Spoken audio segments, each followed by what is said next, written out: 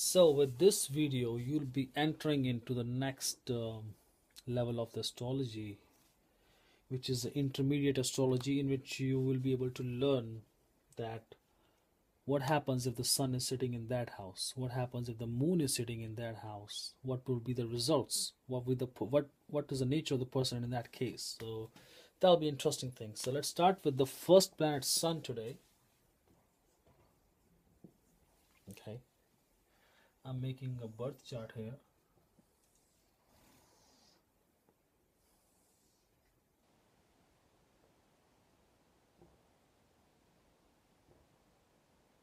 So what I will be discussing here about any planet in any house, it you will be able to understand only if you know about these 12 houses in my previous lectures.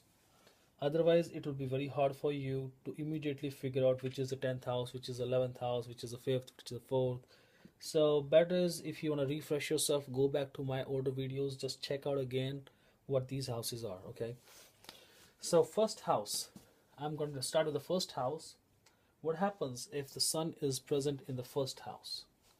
Now in this case, just to make you easy, I'm not putting any sign here, 1, 2, or 3. Just I'm just telling the sun is here. So let me place the sun here in the lagna. Now what is lagna? Lagna is the face of the person, general personality, likes and dislikes of the person, what he likes to eat, what he doesn't like to eat, what he want to say, what he doesn't like to say. Okay, about the liking about the clothing and all more different things. So we'll be so the placement of the sun will affect all those things. So how? If the sun is placed in the first house, then the person will have the eyes in a pinkish tone. If you just pull the lids down of the eyes, you'll see the pinkish color, not the red, pinkish color. Right? The person will have a good height. Okay. This person is getting respect from the society, in the society. Okay, this person likes to have his own authority in the society. They want to be treated like a king because they have their own taste of the royal nature. These people have a, in Vedic astrology, in the Ayurvedic astrology, they suffer from Vat or Pit problems. Okay, according to Ayurvedic astrology, they are a little fiery in nature because of the sun is a hard planet. So they are like more cruel in nature, or you could say harsh in nature or hardcore in nature. Like a king, they like to order the person. They have their own self-respect. Okay, they are daring people. If the sun is present in the good sign, in its own sign, in its mool trikon sign or exalted sign, then the person gets a very high position in the society. The person might become a big lawyer, might become a big politician, or work in some higher status in the job, in the government sector. And also with that, the person will have his own independent business. In that case, if there is no planet in these houses, 6th, 8th, and 12th, but the 10th house is strong enough, the person will have his own business. Okay. And then if the person is if the sun is in the debilitated sign, or you can see the weak sign, which is Libra, then what happens? The sun loses its qualities. That sun is no more king now. That sun has no more quality of presenting the authority among the people. Okay, that'll be like a short-tempered person. Okay, he might have a problem with the eyes, skin problems, bone problems in the later stage of the life.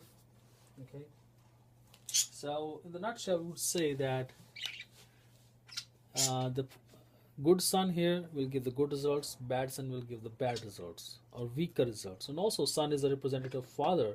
So if the sun is a good sign in here, then the person's father will help him out during his whole lifetime span. Okay. His father will be a reputed person if the sun is in the good position. If sun is not in the good position or the bad sign, that person's father may be abusive, may not be good in good terms with the person, or not enough good, working in a good position, or a good job during his lifetime. Okay, so this was general about the sun if it is present in the first house. And also one thing, in my experience, I have figured out about the sun in the first house is that if the sun, say, is in its own sign, okay, and also, so for example, the sun is sitting in the fifth sign, which is Leo sign, its own sign, and somehow Mars is here in this house. Just an example, if the Mars is sitting here, that means Mars will look at the Saturn, will aspect the Saturn with its fourth aspect. Remember, Mars has three aspects: 4, 7, and 8. So Mars will look on this house: 1, 2, 3, and 4. So Mars will look into this house. As you know, that Sun is a hard planet and Mars is also a hard planet. So being hard in the hard sign, which is Leo, and Mars aspecting from here, being a hard planet also, will create more fire in the Lagna, more fire in this house. And remember one thing, wherever the sun sets, it burns the soft tissues. So what are soft tissues? Soft tissues are the hair on the skin of the face.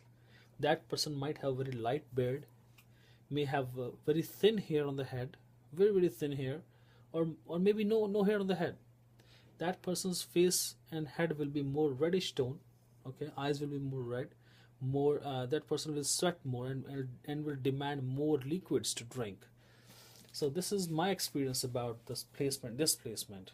Okay, and if you see a bald person in the young age, okay, if you see any person with very little eyebrows or very little beard, but he's still grown up, then you can figure out that this person has such a placement of the sun, that or sun is looking at this house, that it changed the physical appearance of the person.